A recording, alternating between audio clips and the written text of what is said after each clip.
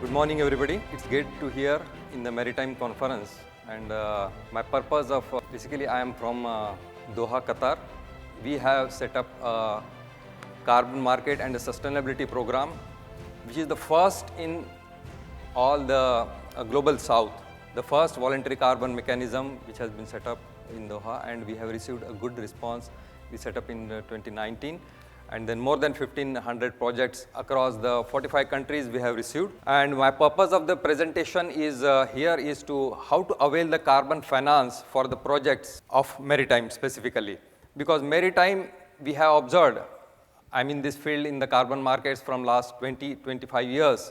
And then we observed that there is less response, or you can say this mechanism of the Kyoto mechanism, which run till 2015, 2016, almost for 20 years for the carbon financing. And then now the Paris regime is started. So although the bus of, you can say the Kyoto for availing the carbon finance is missed by Maritime, but I think the Paris agreement and the regime of 6.2, 6.4 and the voluntary carbon market mechanism has to be taken up by the maritime industry so that they can build up their own climate finance to contribute for the climate action. In this 10 minutes, I may not be able to give the details of the mechanism, how to avail the full idea, but I would like to trigger the things, how you can go ahead with the carbon financing, what are the process, and how you can make the benefit of this, you can say the voluntary and the compliance carbon markets. Before that, one more thing is I would like to mention that in this case, like the ICAO, the International Civil Aviation Organization, they have come up for the decarbonization of the sector with the CORSIA scheme, the carbon avoidance and decarbonization scheme, under which they have given a targets to every airline that the emission reductions beyond the 2019 has been considered as a baseline, and whatever the additional emissions are there, that needs to be offset with the carbon markets. So that has been started. The pilot phase was started in 2020, which was and now the first phase from 2024 has been started. It will continue for the 2024, and the aim is to reduce the 85% of the additional emissions based on the baseline of the 2019. So this has been started, and I think a lot of things in the earlier speakers have mentioned that IMO also is working in a big way to come up with a lot of strategies, lot of schemes in this case, and I hope the similar things will come up which will trigger the net zero target.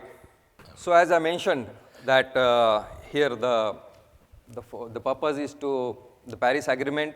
If we are to meet the Paris Agreement, as we know that we have to be carbon neutral by 2050. And then to meet that, by 2030, we have to reduce the almost 45% of the emission reductions to become the net zero. And this has triggered the things, but in the previous keynote speakers also mentioned that the actions are not in that way. The countries have committed in their NDCs that yes, they will be, there are actions, and then committed to the UNFCCC that they will be reducing the emission reductions.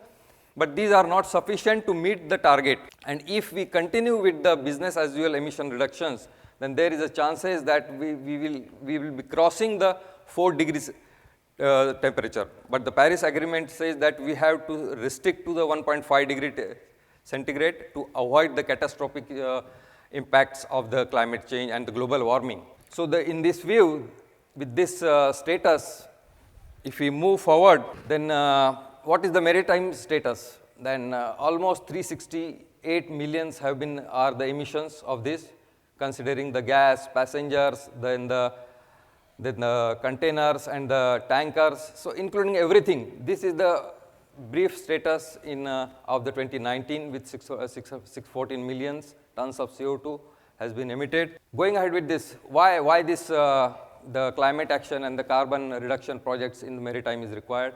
One of the things, as you all are aware, that the maritime, the net zero reduction is by 2050, and the IMO has been committed to that with the various strategies which are coming up in their own And then Another thing is that the EU ETS, I think Eric also mentioned in his presentation that the EU, how the actions have been taken in this way, and the ETS is there for the emission reductions to give the benefits. And then another thing is that you can say these are the Mercs and the MSC, which are the big players in the maritime. They are also having the targets about this, and there is a big demand. So these are the various actions. I think this was discussed by Eric also in very detailed way, that how the IMO is coming up, and I have also mentioned that how the ICAO along with the Corsia is coming up with the decarbonization of the sectors. So now how this role, the carbon markets role. So there are mainly the two types of the carbon mechanism. One is the voluntary carbon mechanism, and another is the compliance carbon mechanism. Now the compliance carbon mechanism and voluntary carbon there is a thin line between that, because the programs which are voluntary carbon programs are also able to allow, or you can say they can allow and then release the like 6.2 or the Corsia mechanism credits, which are the compliance mechanism. So as mentioned in the slide, that the one metric tons of the CO2 is offset is the 1 metric ton of the reduced. So there are multiple opportunities, and then they create a finance through this.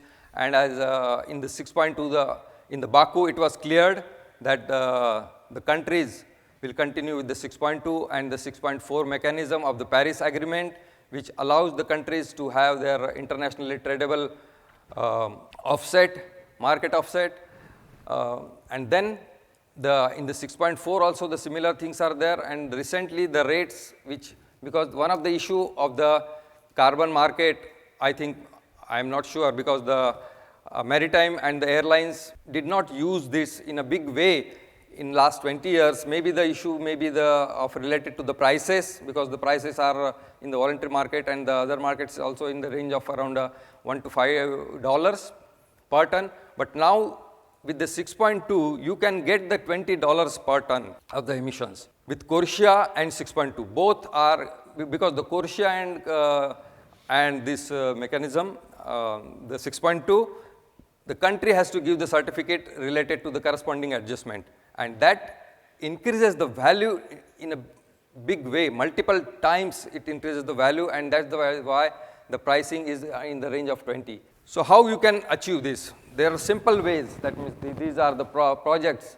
energy efficiency in the vessels, then the accessories and the fuels and the low carbon shipments, then the ports and the harbors and decarbonization. I think in the previous speakers also mentioned, and that yes, there are a lot of actions are going on in the different sectors. And then in the maritime also, right from the renewable energy to this the carbon capture and storage, then the digitization, then the blue carbon, afforestation, reforestation, and the Article 6, that is 6.2. So these are going on, and then I think there are some examples are there. So because of the time, I will not go through that, but yes, I will share the presentation to everyone so that you can get idea about what type of projects can be taken up in this activity and for the claiming the carbon credits. But this is now with the 6.2, that means the Paris Agreement is the one of the biggest chance to avail this carbon credits and create your own funds and contribute to the climate change issue of the global climate change issue. So this is about and we are also Corsia approved program, and then we are working in the more than 45 countries for the projects with more than 1500 projects. And yes, we can support to any of your project which meets our standards requirements, the international standards requirement, which is aligned with the 6.2 and 6.4 of the guidelines, and with the Kyoto Protocol and the UN requirements also. Thank you very much.